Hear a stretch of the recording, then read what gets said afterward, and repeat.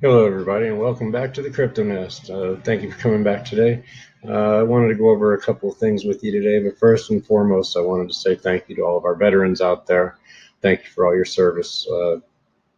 I actually just came across some information today that I found was very interesting. And in the light of Veterans Day, I'll go ahead and share that with you. This is my grandfather.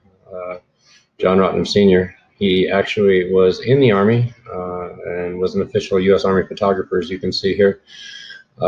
He was a photographer in Korea and later became the official photographer for Vice President Richard Nixon during his California election campaign against JFK back in 58 and 59. Of course, we all know how it all worked out, but he was the official photographer at that time. So yeah, I thought I would share that with you. There he is with his camera. So thank you, Opa, for your service, and to all you veterans out there, thank you for everything that you've done. Really appreciate it. I'm moving on. I've got my channel up now. I've only got a couple videos on it, but I'll be working on more.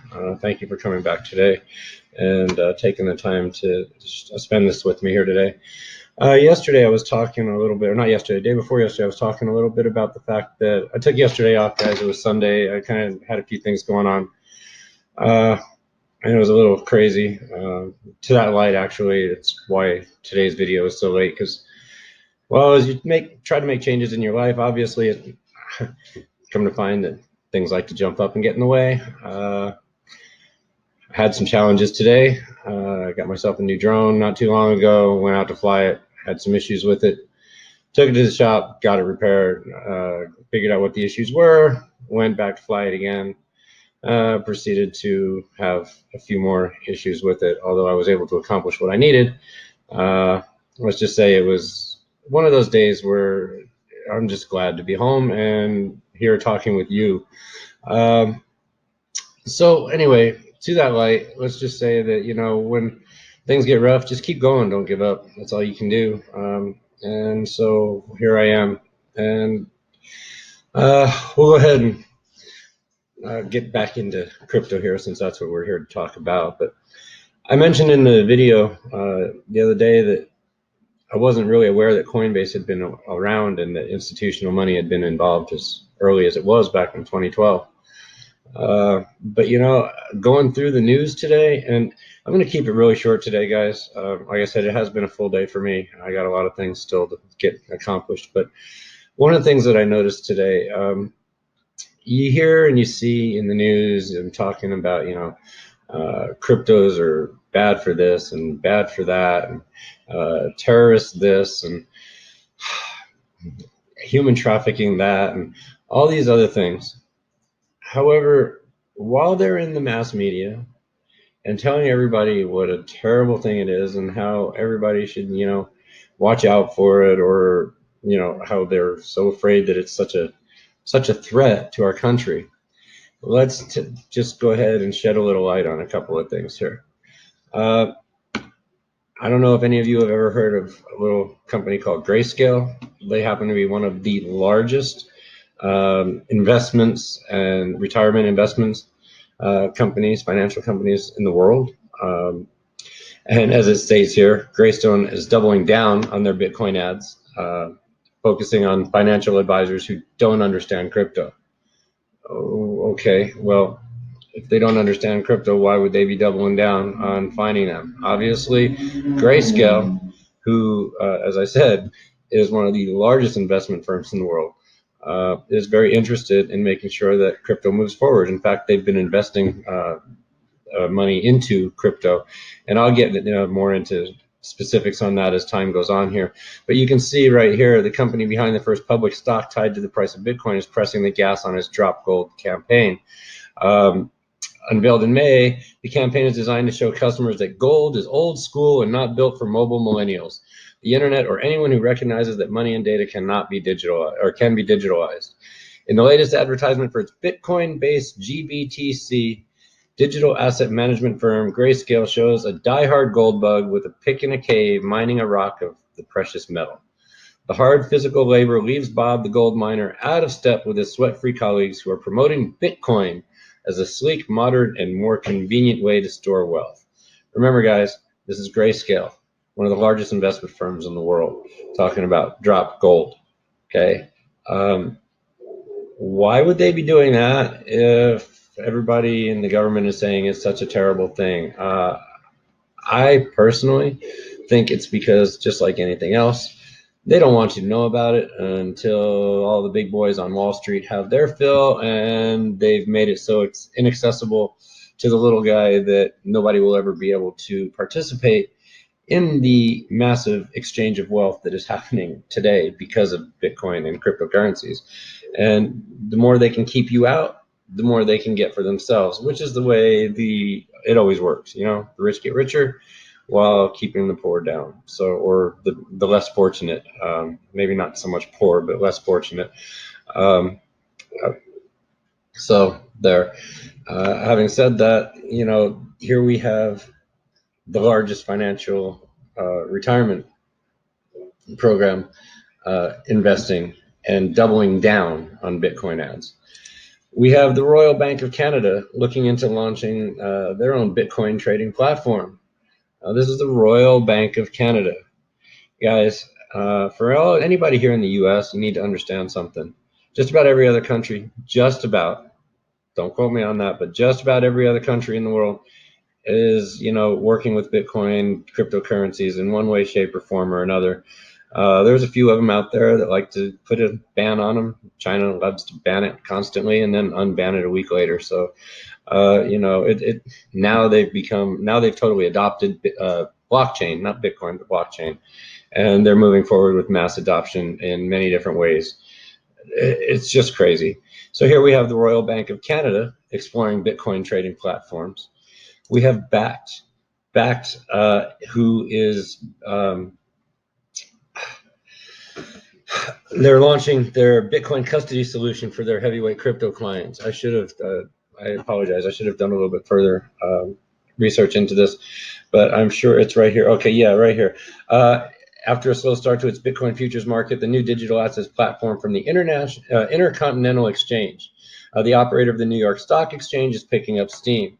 So here we have Backed, which is run by the Intercontinental Exchange, who is the operator of the New York Stock Exchange, okay, picking up steam and remains on track to support Wall Street players and institutions on their bid to gain exposure to the world's most popular cryptocurrency.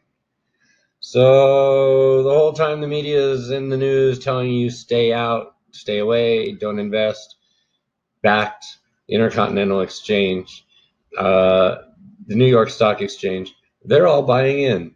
JP Morgan with their JP Morgan coin. I don't have that up here today. We'll talk about that another time. Jamie Dimon talking about how his people, if anybody there at JP Morgan was found to be dealing cryptocurrencies and Bitcoin, that they would be fired immediately. And as of recently, we've come to find out that the whole time he was saying that in the news, they were quietly mining Bitcoin in the back offices there at JP Morgan. So, once again, don't always believe what you hear. Here we have Backed officially diving into the crowd crypto custody market after the New York DFS blessing. Now, some of you may know, some of you may not. New York is one of the hardest places in the United States to get any kind of backing of this nature. They do not like crypto there at all. And well, for them to be able to get the blessing here in New York as well as everyone else, that should be a pretty telling tale in itself. Here we have half of the financial pros thinking that Bitcoin is going to outperform the S&P 500 in 2020. And the new survey by Chainalysis found that half of the financial professionals expect Bitcoin to be the top performing asset in 2020. In the meanwhile, we have Congress and the president and a bunch of other people on the news talking about, Bitcoin is bad. It's used for human trafficking. It's used for drugs. It's used for money laundering. It's used for terrorism. Grayscale, the Royal Bank of Canada, Backed, the New York Stock Exchange, the Intercontinental Exchange. Okay. I'll be honest, I didn't even read through this whole entire article here. Oh, here we go. Bloomberg, Barclays Bond Index. Let's see. Well, said that the Bitcoin would be the top performing asset. 1/3 of respondents predicted equities, S&P 500 to be the leading investment class, followed by fixed income, Bloomberg Barclays Bond Index, and the House Pricing Index at 13% and 5% respectively. Guys, I've seen Bitcoin jump 100% a day. Okay, this is great. I should probably read through it more to get a little further context. I can drop a link in the description so that you can. But I think you guys understand the point of what I'm getting at here. Don't believe everything you're hearing, because while they're out there telling you to stay out, don't do it, don't invest, they're out there buying it up in droves as fast as they can, trying to get as much of it as possible. There's only 21 million Bitcoin ever to be produced in the world. There's 32 million millionaires in the world as we speak today, as from the last information that I saw, to my knowledge. That means that there's not enough Bitcoin in the world for every millionaire to have one full Bitcoin. I don't know about you, but I'm in a hurry to get as many as I can as fast as possible, because when it hits $100,000, I don't want to be the one sitting there saying, I wished I had bought then. I recently came to the realization that a major investment I made 5 or 6 years ago could have been worth over $2.5 million today, as opposed to what I did invested in, which didn't do nearly as well, believe me. So having said that, I think I'm going to go ahead and move on. Bitcoin today is trading as we speak at $8,742.82 with a market cap of $239 billion. That doesn't happen by mistake. Yes, Bitcoin has been on a little bit of a dip here the last week or so. I expect it to continue to go down a little bit lower. Nobody has a crystal ball and can tell. I do a little bit of technical analysis, not enough that I'm willing to share on screen, because I don't want anybody else trying to take advice from my trading and lose any money. Hopefully later down the road, I will be able to share some with you. But first, I want to feel more confident with what it is that I'm doing before I expose anyone else to it. So, but having said that, I do, the charts and the information I show do show some possible further downside for a little bit longer here, and probably hitting some all-time highs coming into next year. So I'm just going to leave it at that for now. I will get into further detail on that as time goes on. Again, as I said, when I feel more comfortable, be able to share my technical analysis with you. Thank you so much for coming today. Thank you to all the veterans out there. I really do appreciate your service. Too many people don't tell you enough, and thank you to all of you. So on that note, I'm going to say have a great day. Thank you very much, and I will see you next time. Bye now.